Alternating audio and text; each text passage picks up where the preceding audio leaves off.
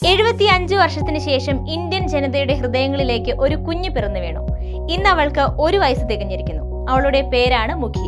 1952 ഇന്ത്യയിൽ വംശം അറ്റുപോയ ചീറ്റകളുടെ പുനരവതരണത്തിന് 2022 project cheetah എന്ന പദ്ധതിയിലൂടെ നമീബിയയിൽ നിന്നും ചീറ്റകളെ ഇന്ത്യയിൽ എത്തിച്ചത്. 2 ബാച്ചുകളിലായി 20 ചീറ്റകൾ എത്തി. ഇതിനിടയ്ക്ക് കാലാവസ്ഥാ മാറ്റത്തെ തുടർന്ന് ചില ചീറ്റകൾ ചത്തിരുന്നു. 2023 മാർച്ച് 29 ജ്വാല എന്ന പെൺചീറ്റ ജന്മം നൽകിയ 4 കുഞ്ഞുങ്ങളിൽ ഒന്നാണ് മുഖി. ഇപ്പോൾ അവൾ 1 വയസ്സ് പൂർത്തിയാക്കിയിരിക്കുകയാണ്.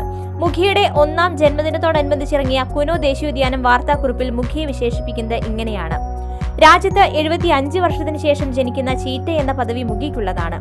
മുഖി ഇതിനെപ്പറ്റി ബോധവതിയായിരിക്കില്ല. എന്നാൽ ആ പ്രതീക്ഷയുടെ പാരമ്പര്യം പേറുന്നവളാണവൾ. ഇന്ത്യൻ മണ്ണിൽ ഏറെ കാലത്തിന് ശേഷം ജനിച്ച ചീറ്റ എന്ന നിലയിൽ മുഖിക്ക് എല്ലാ ഇന്ത്യൻ ഹൃദയങ്ങളിലും സ്ഥാനമുണ്ട്.